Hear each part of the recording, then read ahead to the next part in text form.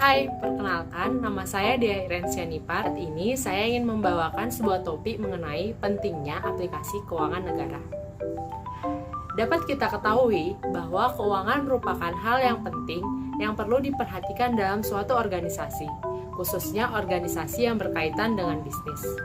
Setiap organisasi yang memiliki proses keuangan yang baik dapat memberikan keuntungan yang besar bagi organisasi tersebut. Namun nyatanya, mengelola keuangan bukanlah hal yang mudah. Dibutuhkan sebuah sarana yang berguna untuk membantu pengelolaan keuangan agar lebih efektif. Lalu, bagaimana cara agar proses pengelolaan keuangan dalam suatu sistem keuangan terkoordinasi dengan baik dan rapi?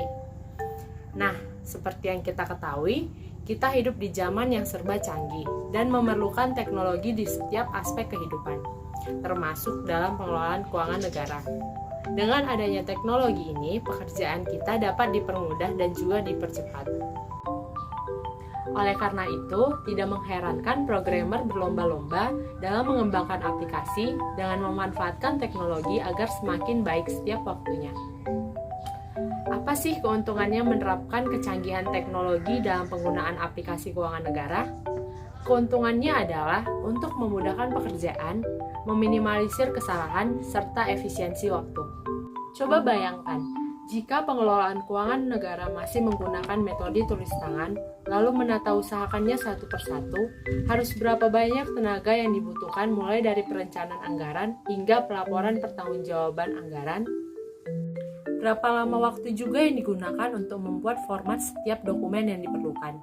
Apalagi jika ditemukan suatu kesalahan kecil yang berdampak besar atau suatu langkah yang terlewat, pasti membutuhkan waktu lama untuk mencari kesalahan atau kekurangan tersebut dan mengoreksinya kembali. Sebelum ada aplikasi keuangan, sangat sulit mengkoneksikan dari masing-masing satuan kerja ke pemerintah pusat.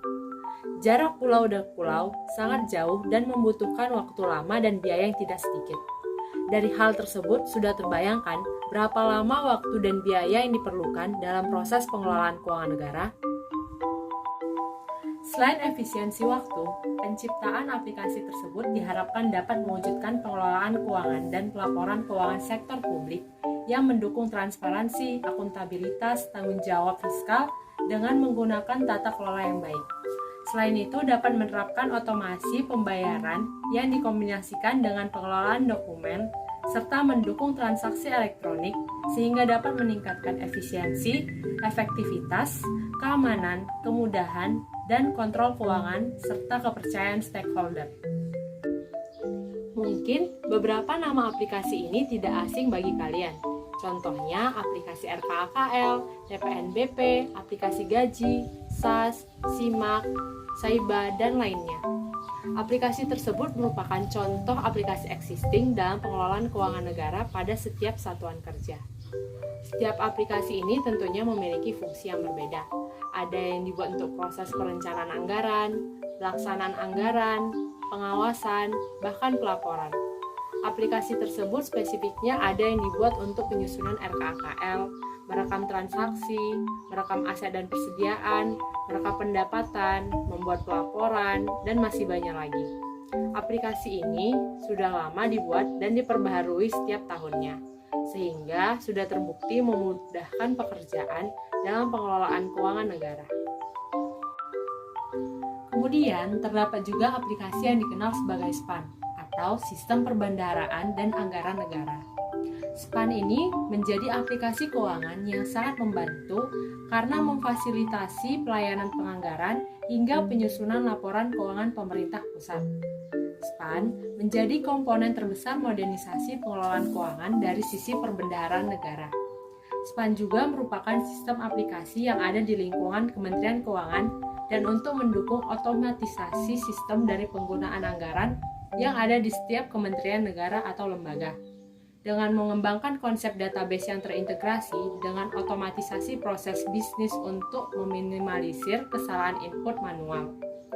SPAN sendiri terbagi menjadi 6 modul, yaitu modul manajemen DIPA atau Spending Authority, modul manajemen komitmen atau Budget Commitment, modul pembayaran atau Payment, modul penerimaan Government Receipt, modul manajemen kas atau kas manajemen, dan modul akuntansi dan pelaporan atau general ledger and accounting.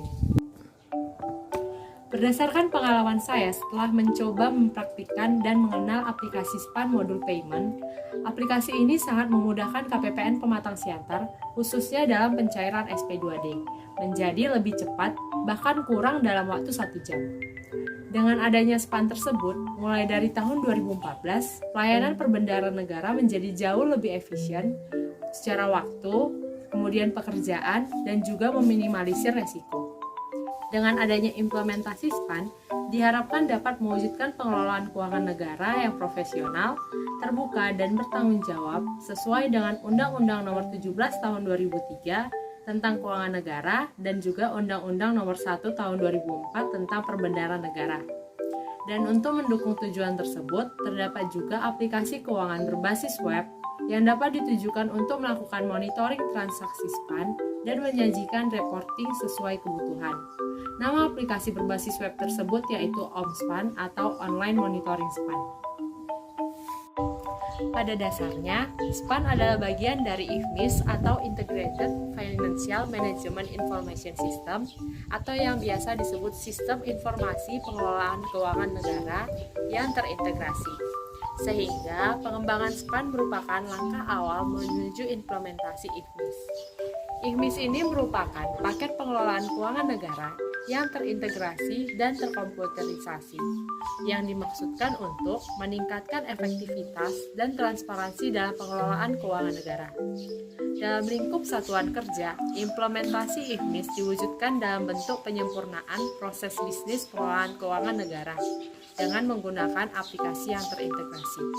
Perubahan yang akan dilaksanakan meliputi penyederhanaan aplikasi pada satuan kerja yang saat ini jumlahnya sangat banyak dengan database yang berbeda-beda, sehingga ingin mengubahnya menjadi satu aplikasi dengan database yang terintegrasi. Penyederhanaan aplikasi ini bertujuan untuk mengurangi terjadinya duplikasi pekerjaan dan juga pengulangan entry data. Baru-baru ini, terdapat juga teknologi dengan melakukan penggabungan aplikasi dan database pada tingkat satuan kerja, yang diwujudkan dalam suatu sistem aplikasi di lingkungan satuan kerja yang dinamakan Sistem Aplikasi Keuangan Tingkat Instansi atau SAKTI.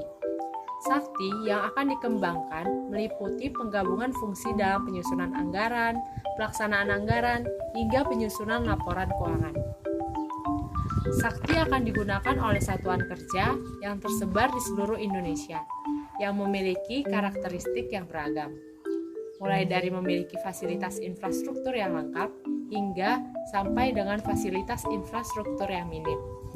Akses terhadap SAKTI akan diberikan pada mereka yang menjalankan fungsi perbendaharaan yang berbeda-beda. Sehingga, dalam bidang pertanggungjawaban, penyampaian laporan pertanggungjawaban keuangan pemerintah harus memenuhi prinsip tepat waktu dan disusun dengan mengikuti standar akuntansi pemerintah yang telah ditetapkan secara umum.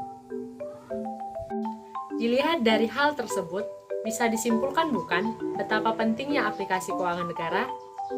Khususnya di era sekarang, manusia akan hidup berdampingan dengan teknologi, sehingga tidak mengherankan nantinya akan terdapat banyak inovasi aplikasi keuangan yang dibuat untuk memudahkan pengelolaan keuangan negara ini.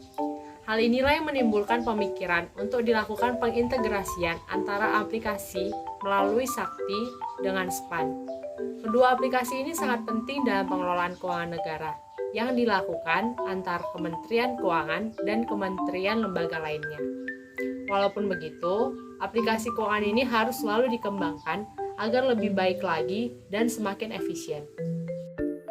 Kelak, ketika saya sudah menjadi seorang ASN, saya berharap saya bisa mengimplementasikan penggunaan aplikasi keuangan negara dan juga berusaha ikut terlibat untuk mengembangkannya menjadi lebih baik lagi. Sekian pemaparan dari saya. Terima kasih sudah mendengarkan. Semoga bermanfaat.